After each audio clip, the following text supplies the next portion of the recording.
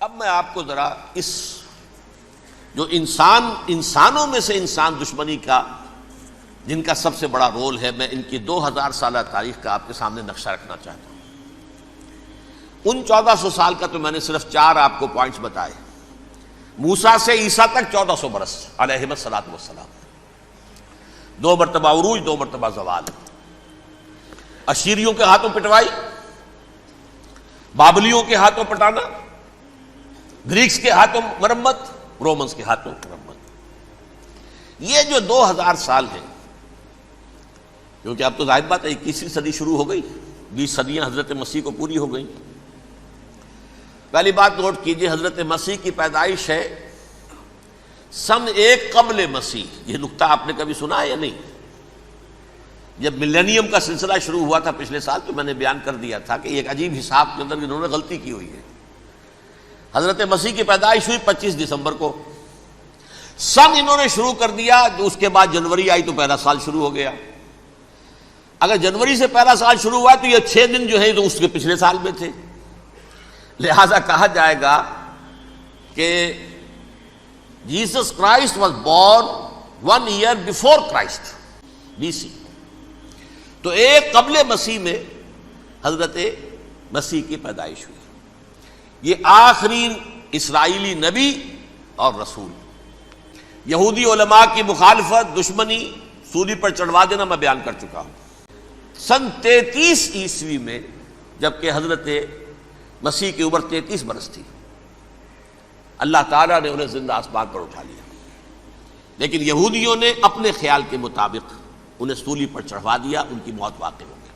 اگرچہ اس کے بعد یہ اختلاف ہے ان میں، یہودی کہتے ہیں وہ سولی پر چڑھ گیا، ختم ہوا، مر گیا۔ عیسائی کہتے ہیں نہیں، انتقال ہوا ہے مسیح کا صلیب پر، لیکن پھر وہ دوبارہ زندہ ہو گئے ہیں۔ ان کی لاش ایک غار میں رکھ دی گئی تھی، وہاں ریزریکشن ہو گیا، ان کا باعث بعد الموت وہیں ہو گیا، اور پھر انہیں اللہ نے زندہ آسمان پر اٹھا لیا۔ تو ہمارے اور عیسائیوں کے درمیان نوٹ کر لیجئے، یہ چیز مشترک ہے کہ حضرت مسیح آسمان پر زندہ اٹھائے گئے۔ فرق کیا ہے؟ وہ سمجھتے ہیں کہ سولی دیے گئے، سولی پر مرے، پھر زندہ ہوئے، پھر گئے۔ ہم سمجھتے ہیں کہ نہیں، وما صلبوہ وما قتلوہ، انہوں نے نہ صلیب دے سکے انہیں اور نہ انہیں قتل کر سکے، بل رفع اللہ الیہ، اللہ نے اٹھا لیا۔ پھر ہمارا اور یہ اس کا عیسائیوں کا ایک اور اتفاق ہے، سیکنڈ کمنگ آف جیسس، حضرت مسیح دوبارہ آئیں گے۔ یہ عیسائیوں کا بھی عقیدہ ہے اور ہمارا بھی۔ بہرحال تو جیسا کہ میں نے عرض کیا کہ اس وقت یہ عذاب استیصال، عذاب اکبر کے مستحق ہو چکے تھے، لیکن اللہ نے ان کی مدت دراز کی ہے۔ لیکن ان پر دنیاوی عذاب کا ایک کوڑا جو ہے اللہ تعالیٰ کی طرف سے اسی وقت برسا۔ دنیاوی عذاب دنیا میں رہتے ہوئے ختم نہیں کیا گیا۔ 37 برس بعد حضرت مسیح کے رفع سماوی کے 37 برس بعد سن 70 میں یہودیوں نے بغاوت کی رومیوں کے خلاف۔ رومی ٹائٹس جنرل تھا ایک، اس نے پھر جو حملہ کیا ہے، 1,33,000 یہودی ایک دن میں قتل کیا یروشلم میں، اور ہیکل سلیمانی گرا دیا۔ وہ ہیکل پہلے بھی گرا تھا، پہلے 1400 سال کے دوران میں بھی نبوکڈنضر نے گرایا تھا، لیکن پھر اس کے 150 سال بعد انہوں نے دوبارہ بنا لیا تھا، اس لیے وہ اسے سیکنڈ ٹیمپل کہتے ہیں۔ پہلا ٹیمپل جو حضرت سلیمان نے بنایا تھا، نبوکڈنضر نے گرا دیا 587 قبل مسیح میں، پھر دوبارہ انہوں نے 150 سال کے بعد بنا لیا۔ وہ اس تاریخ کا حصہ ہے، میں نے جس کے بارے میں آپ کو تفصیل نہیں بتائی۔ اس میں یہ ہوا سن 70 میں وہ گرا دیا گیا، وہ آج تک گرا پڑا ہوا ہے۔ نمبر 2 یہ کہہ دیا گیا کہ یہودیوں اس ارض فلسطین سے نکل جاؤ، تم یہاں نہیں رہ سکتے اب۔ لہذا جس کا جہاں سینگ سمایا چلا گیا، یورپ میں چلے گئے، ایشیا میں آ گئے، عرب میں آ گئے یہ 3 قبیلے جو رات بھی میں نے عرض کیا تھا، بنو قینقاع، بنو نذیر اور بنو قریظہ، یہ وہاں سے آ کے مدینے میں آباد ہو گئے۔ جس کا جہاں سینگ سمایا، افریقہ میں، ہندوستان میں، جہاں چلے گئے۔ ڈایاسپورا اسے کہتے ہیں، وہ آپ نوٹ کر لیجیے اس لفظ کو، ڈایاسپورا۔ ہمارا دور انتشار، جبکہ ہمیں ہماری اصل سرزمین تو فلسطین ہے، حضرت ابراہیم کا مسکن، حضرت اسحاق، حضرت یعقوب کا مسکن فلسطین، یہ ہے ہماری اصل جاگیر، یہ تو ہماری جدی پشتی جاگیر ہے۔ لیکن یہاں سے نکال دیے گئے سن 70 عیسوی میں، اور وہاں سے لے کے 1917 تک ان کا ڈایاسپورا جاری رہا۔ یہ دور انتشار ہے۔ اس دور انتشار کے اب چند حصے ہیں جس کو میں چاہتا ہوں کہ آپ علیحدہ علیحدہ سمجھ لیں۔ دور انتشار کا جو پہلا جو ہے تقریباً 300 برس، رومی حکمران تھے، وہ یہودیوں کے بھی دشمن تھے اور عیسائیوں کے بھی دشمن تھے۔ عیسائی اور یہودی ایک دوسرے کے بھی دشمن تھے، لیکن رومی سمجھتے تھے کہ یہ ایک ہی تھیلی کے چٹے بٹے ہیں۔ رومیوں کے نزدیک عیسائی بھی یہودیوں ہی کا ایک فرقہ تھے، کوئی علیحدہ مذہب تو تھا ہی نہیں۔ لہذا رومی جو ہیں رومنز، وہ ان دونوں کو ستاتے تھے، مارتے تھے، اور یہ آپس میں لڑتے تھے۔ یہودی عیسائیوں کو مارتے تھے، عیسائی یہودیوں کو مارتے تھے۔ یہ ہے 300 برس تک کی تاریخ۔ سن 300 عیسوی میں کیا ہوا؟ ایک معجزہ ہو گیا۔ بہت عظیم ایمپرر کانسٹینٹائن، قسطنطین اعظم، رومن ایمپررز میں سے بہت بڑا ایمپرر، وہ عیسائی ہو گئے۔ اب تو معاملہ بالکل تلپٹ ہو گیا، پوری سلطنت عیسائی ہو گئی۔ اب عیسائیوں کے عیش ہو گئے اور یہودیوں پہ مار پڑنی شروع ہوئی۔ اب عیسائیوں کا آپ خود سوچئے کہ جنہیں وہ خدا بنا بیٹھے ہیں، خدا کا بیٹا قرار دے رہے ہیں، ان کے قاتل کون؟ یہودی بدماش۔ لہذا ان کی وہ پٹائی شروع ہوئی ہے یورپ میں، پوری رومن امپائر میں انہیں ذلیل کیا گیا۔ شہروں میں آمد بند، علیحدہ رہو، گھیٹوز کے اندر رہو۔ یہودی کا نام جو ہے وہ گالی بن گیا، جیسے آج بھی یہودی گالی کہتے ہیں، جیسے خنزیر کا لفظ، آخر وہ بھی اللہ کی مخلوق ہے، لیکن آپ کو معلوم ہے کوئی شخص زبان پہ نام نہیں لانا چاہتا خنزیر کا، سور کا، ہے تو مخلوق، وہ بھی ایک حیوان ہے۔ ایسے ہی یہ ہے یہودی، یہودی گالی، جیوٹ گالی۔ لہذا ایک طرف تو ان دونوں کے درمیان دشمنی، جس کو قرآن کہتا ہے وَأَغْرَيْنَا بَيْنَهُمُ الْعَدَاوَةَ وَالْبَغْضَاءَ، ہم نے ان کے مابین دشمنی جو ہے پیدا کر دی ہے۔ اور جب یہ پوری سلطنت عیسائی ہو گئی تو قافیہ تنگ ہو گیا یہودیوں کا۔ اب آئیے 571 عیسوی، یعنی جب کہ ڈایاسپورا کو کتنا عرصہ ہو چکا تھا؟ 500 برس۔ سن 70 سے شروع ہوا ڈایاسپورا، جب ٹائٹس نے گرایا ہے ہیکل کو اور نکال باہر کیا انہیں فلسطین سے، بھاگ جاؤ یہاں ایک یہودی بھی نہیں رہے گا، فلسطین سے نکال دیے گئے۔ اس کے پورے 500 برس بعد سن 571 عیسوی میں حضور کی پیدائش ہوئی، ولادت با سعادت محمد الرسول اللہ صلی اللہ علیہ وسلم۔ 610 میں آپ پر وحی کا آغاز ہوا، لیکن حضور کے ساتھ ان کا معاملہ کیا رہا؟ اول تو جب کہ حضور ابھی مکے ہی میں تھے، یہودیوں نے ریشہ دوانیاں شروع کر دی حضور کے خلاف۔ قریش مکہ کو سکھاتے تھے، پڑھاتے تھے، ان سے یہ پوچھو، ان سے یہ پوچھو، انہیں اس طرح تنگ کرو، ان سے یہ امتحان لو، یہ آپ کے علم میں ہے۔ سورہ بنی اسرائیل میں، سورہ کہف میں وہ سوالات، جو امتحانی سوالات آئے تھے، ذوالقرنین کون تھا، اصحاب کہف کون تھے، تم رسول بنے پھرتے ہو تو بتاؤ، اور یہ روح کی حقیقت کیا بتاؤ۔ یہ ساری ریشہ دوانیاں کر رہے تھے بیٹھے ہوئے، ابھی وہیں پر، حضور ابھی پہنچے بھی نہیں۔ ہجرت فرما کر حضور تشریف لے آئے تو حضور نے، جسے ماسٹر سٹروک کہا جائے گا، یعنی اسٹیٹس مین شپ کا ماسٹر سٹروک، آپ نے مدینے میں آتے یہودیوں کے ساتھ پیکٹ کر دیا، جوائنٹ ڈیفنس پیکٹ آف مدینہ، کہ اگر مکے والے ہم پر حملہ کریں گے تو ہم مل جل کر ایک قوم کی حیثیت سے مقابلہ کریں گے۔ یہ میثاق مدینہ کہلاتا ہے، جس کے بہت غلط معنی پہنائے جا رہے ہیں آج کل۔ بہرحال میں موضوع میرا چونکہ یہ نہیں، میں ادھر نہیں جاؤں گا۔ لیکن ہوا کیا؟ ہر مرتبہ یہ خیانت کے مرتکب ہوئے، ان نے جو عہد کیے تھے ان سے پھرے، اندر ہی اندر سازش، ریشہ دوانی، حضور کی بدترین دشمنی۔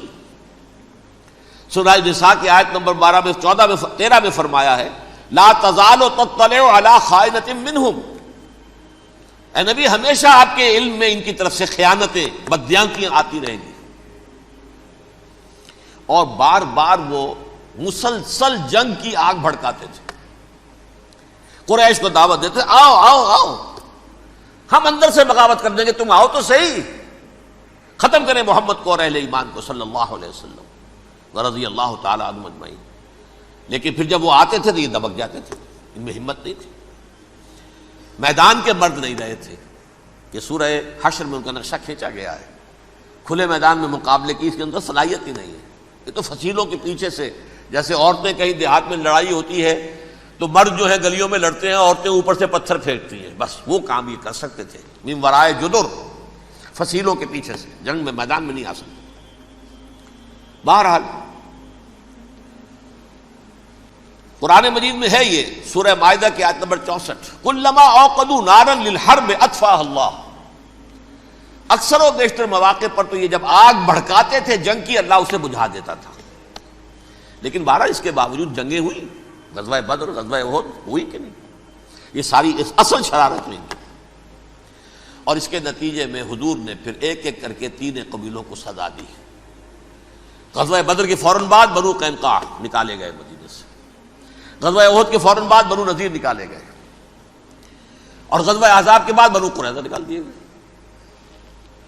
یہ تو میں نے آپ کے سامنے رکھ دیا صرف حضور کے زمانے میں ان کا کیا رویہ رہا. دشمن، رات بھی ہم نے وہ آیت پڑھی تھی، لَتَجِدَنَّ أَشَدَّ النَّاسِ عَدَاوَةً لِلَّذِينَ آمَنُوا الْيَهُودُ وَالَّذِينَ أَشْرَكُوا. اہل ایمان کی دشمنی میں شدید ترین تم پاؤ گے یہودیوں کو اور مشرکین کو. مشرکین بھی بعد میں ہے، پہلے یہودی. حضور کے بعد کیا ہوا اب یہ نوٹ کیجئے، یہ ان کی تاریخ کا دوسرا دور. حضرت عمر رضی اللہ تعالیٰ عنہ کا عہد خلافت ہے. بیت المقدس کا محاصرہ کیا گیا، فصیل بڑی اونچی، شہر اندر سے سیلف سفیشینٹ، حملے کا راستہ کوئی نہیں، محاصرہ طول کھینچ رہا ہے، لیکن ان کے پاس رسد بھی موجود ہے، پانی بھی موجود ہے، وہ دروازے بند کر کے بیٹھے ہوئے ہیں. بالآخر اللہ تعالیٰ کی مشیت کا ظہور کیسے ہوا؟ ان کے کچھ علماء آئے فصیل پر، کہا دیکھو مسلمانوں، تم قیامت تک بھی یہاں پڑے رہو گے محاصرہ کر کے ہمارا، یہ شہر فتح نہیں ہوگا.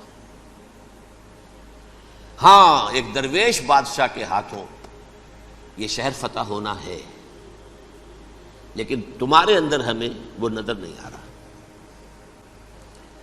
ابو عبیدہ بن الجراح رضی اللہ تعالی عنہ، امین هذه الامہ، ان کا فوراً ذہن گیا وہ درویش بادشاہ مدینے میں بیٹھا ہوا ہے عمر رضی اللہ تعالی. اب ایک اور عمر بھی ہے جو قندھار میں بیٹھا ہے. نقشہ وہی ہے، سادگی کی حد تک نقشہ وہی، بالکل وہی، اپنی آنکھوں سے دیکھا ہے وہی سادگی. عمر اول، عمر ثانی تھے عمر بن عبد العزیز. اب ایک اللہ کے فضل سے اللہ تعالیٰ ایدہ اللہ بنصرتہ، اللہ تعالیٰ ان کی نصرت فرمائے، دشمنوں کو ان کے مقابلے میں نیست و نابود کرے. انہوں نے ریکویسٹ بھیج دی کہ حضور تشریف لائیے، یہ شہر فتح ہو جائے گا. وہ ہے سفر تاریخی، اتنا طویل سفر، تقریباً 700 میل، ایک اونٹ، ایک خادم، ایک منزل پہ امیر المومنین اوپر بیٹھے، خادم آگے چل رہا ہے، اگلی منزل پہ خادم اوپر بیٹھا ہے، امیر المومنین آگے جا رہے ہیں. اور جب پہنچے ہیں تو وہ باری تھی خادم کی. انہوں نے ہاتھ جوڑ دیا، حضور خدا کے لیے تم کیا کہیں گے لوگ، وہ میرا برا حال کر دیں گے، تمہیں شرم نہیں آئی؟ امیر المومنین پیدل آگے چل رہے ہیں نکیل پکڑ کر، اور تم بیٹھے ہو اوپر براجمان ہو. حضرت عمر فرمایا الدور دورک، نہیں باری تمہاری ہے، بیٹھ. اس حال میں پہنچے ہیں. اور پھر یہ کہ ابو عبیدہ بن الجراح آئے ہیں، استقبال کیا ہے تو دیکھا ہے اس حال میں چلے آ رہے ہیں. عمر نکیل پکڑے ہوئے چلے آ رہے ہیں، اور کہتے ہیں کہ کہیں کیچڑ ویچڑ تھا، جوتے خراب ہو گئے تھے، وہ بھی اتار کے ہاتھ میں پکڑے ہوئے، کپڑے تو تھے ہی پھٹے ہوئے. انہوں نے کہا بھی حضرت ابو عبیدہ نے، دیکھیے یہ بڑا متمدن ملک ہے، بڑا مہذب علاقہ ہے، یہ آپ ذرا حلیہ اپنا دوست فرما لیں تب جا کے پیش ہم آپ کو کریں گے. آپ نے فرمایا نحن قوم اعزنا اللہ بالاسلام، ہم وہ قوم ہیں جنہیں اللہ نے عزت دی ہے اسلام کے ذریعے سے، کپڑوں کے ذریعے سے نہیں، دولت کے ذریعے سے نہیں. اسی حال میں گئے ہیں، اوپر سے انہوں نے کھڑے ہو کر نشانیاں دیکھی ہیں، اپنی کتابیں کھولی، ہاں یہ وہی ہے. اچھا لو جی سرنڈر، شہر تمہارے ہاتھ میں. خون کا ایک قطرہ نہیں بہا اور بیت المقدس فتح ہو گیا. لیکن اس وقت حضرت عمر نے ایک نرمی یہ کی کہ یہودیوں کے لیے بھی اسے اوپن سٹی قرار دے دیا. یہ احسان عظیم حضرت عمر کا اس سے پہلے یہودی آ ہی نہیں سکتا تھا، داخل ہی نہیں ہو سکتا تھا، وہاں وہ آ کر وزٹ نہیں کر سکتا تھا، زیارت نہیں کر سکتا تھا اپنے مقدس مقامات کی۔ حضرت عمر نے یوں سمجھیے کہ تقریباً 550 برس کے بعد ان کے لیے راستہ کھولا ہے کہ ہاں تم آ سکتے ہو، زیارت کر سکتے ہو۔ لیکن یہ عیسائیوں نے لکھوایا معاہدے کے اندر، انہیں یہاں آپ آباد ہونے کی اجازت نہیں دیں گے، لیکن کم وزٹ دی پلیسز، دیکھیں، زیارتیں کریں اور جائیں۔ یہ معاہدہ حضرت عمر کا ہے رضی اللہ تعالیٰ، جو پھر خلافت راشدہ کے بعد بنو امیہ نے بھی اس کو آرڈر کیا، بنو عباس نے کیا، پھر جو ہمارے یہ ترکوں میں اندر خلافت آئی تو ترک خلفاء نے بھی اس معاہدے کی پوری پابندی کی۔ فلسطین میں آ سکتے ہیں یہودی صرف زائرین کی حیثیت سے، وہاں آباد نہیں ہو سکتے۔ اب آئیے اگلا دور آیا حضرت عثمان کا دور خلافت۔ یہ ہے وہ وقت کہ اب یہود نے امت مسلمہ کی پیٹھ میں چھرا گھونپا۔ وہ کیسے؟ ایک یہودی عبداللہ ابن سبا اسلام کا لبادہ اوڑھ کر آ گیا، معاشرے کا جائزہ لے لیا، ان میں بنو ہاشم اور بنو امیہ میں جو پرانی کشاکش تھی اس کے کچھ نہ کچھ جراثیم باقی ہیں، اگر ان کو ذرا بھڑکا دے تو مسلمانوں میں انتشار پیدا ہو جائے۔ کہا یہ عثمان کون ہے؟ یہ تو بنو امیہ میں سے ہے، یہ حق تو بنو ہاشم کا ہے، خلافت ان کے پاس ہونی چاہیے، محمد کے تو رشتہ دار وہ ہے صلی اللہ علیہ وسلم۔ عوام الناس کے اندر بات پھیلنی شروع ہوئی، پھر ایک بڑی سازش کے انداز میں حضرت عثمان کے خلاف پروپیگنڈا، حضرت عثمان کے جو عاملین تھے، گورنر تھے، ان کے خلاف پروپیگنڈا، اور ایسی ہوشیاری کرتے تھے کہ کوفے میں کوفے کے حاکم کے خلاف کچھ نہیں کہنا، اجی مصر میں یہ ہو رہا ہے، اجی شام میں یہ ہو رہا ہے، اجی یہ جو عثمان ہے وہ یہ کر رہا ہے، یہ ظلم ہو رہا ہے، یہ لوٹ مار ہو رہی ہے، یہ خیانتیں ہو رہی ہیں۔ اب نہ تو اس زمانے میں مینز آف کمیونیکیشن، کیسے تصدیق کریں؟ افواہیں تو آپ آج کراچی کے اندر شروع ہو جائے تو پتہ نہیں چل سکتا کسی کو کہ کیا اس میں صداقت ہے کیا جھوٹ ہے، اور بری بات جو ہے فطرت انسانی کی کمزوری ہے وہ فوراً قبول کرتا ہے، کسی کے بارے میں اچھی بات ماننے کو تیار نہیں ہوتا لیکن بری بات تو فوراً تیار ہے۔ بہرحال یہ فتنہ انہوں نے اٹھایا، حضرت علی کی الوہیت کا فتنہ اٹھایا، حضرت عثمان کے خلاف الفتنۃ الکبریٰ برپا کیا، حضرت عثمان شہید ہوئے۔ اس کے بعد 5 برس تک مسلمان ایک دوسرے کی گردنیں کاٹتے رہے، باہمی خانہ جنگی ہوئی، امت کو وہ زخم لگایا ہے جو آج تک جس سے خون رس رہا ہے۔ یہ شیعان عثمان اور شیعان علی تھے جو بعد میں پھر سنی اور شیعہ ہو اور آج تک ہے۔ فتنہ کس نے جگایا؟ ایک عبداللہ ابن سبا یہودی اور اس کے کارندے، شیطان کا ایجنٹ، اور انسانوں میں سے بھی اس کے جو بھی حواریین تھے اور شیطانوں کے اندر سے بھی تھے، انہوں نے بھی اس آگ کو بھڑکایا۔ یہ آپ سوچ لیجئے کہ یہ کس نے وہ زخم لگایا؟ یہودی۔ اگلا دور آیا، خلافت راشدہ ختم ہوئی، بنو امیہ کا بھی دور کافی گزر گیا۔ طارق ابن زیاد 712 عیسوی میں حملہ کرتے ہیں اسپین پر۔ اسپین اس وقت عیسائیت کا بہت بڑا گڑھ، بڑے کٹر ترین عیسائی جو ہے وہ اسپین میں تھے، لہذا یہودیوں کی وہاں بہت پٹائی ہوتی تھی، یہ میں بتا چکا ہوں، دشمنی تھی ان کی تو چلی آ رہی تھی عیسائیوں کے ہاتھوں یہودیوں کی، وہ تو سن 300 عیسوی سے ایمپرر کانسٹنٹائن کے بعد سے شروع ہو گئی تھی۔ اس حوالے سے یہودیوں نے اس وقت چالاکی یہ برتی، کچھ راستے واسطے بتائے، کچھ مدد کی طارق ابن زیاد کی۔ طارق ابن زیاد نے انہیں اپنا محسن سمجھا، ہسپانیہ فتح ہو گیا تو یہودی چونکہ محسنین کی فہرست میں آ چکے تھے، انہیں بہت اقتدار نصیب ہوا، بڑی سپورٹ مسلمانوں نے دی۔ ان کے بڑے بڑے علماء جو ہیں اسی دور کے اندر پیدا ہوئے، بڑے بڑے تھنکرز ان کے اسی دور میں پیدا ہوئے۔ بن گوریون جو کہ ایک وزیر اعظم تھا اسرائیل کا، اس نے یہ لکھا ہے اپنی کتاب میں، Muslim Spain was the golden era of our diaspora. وہ ڈائسپورا جو 70 عیسوی سے شروع ہوا تھا اور 1917 عیسوی تک جاری رہا ہے، اس میں سے گولڈن ایرا ہمارا جو تھا وہ مسلم اسپین تھا، ہسپانیہ میں بیٹھ کر ہم نے عیش کیے۔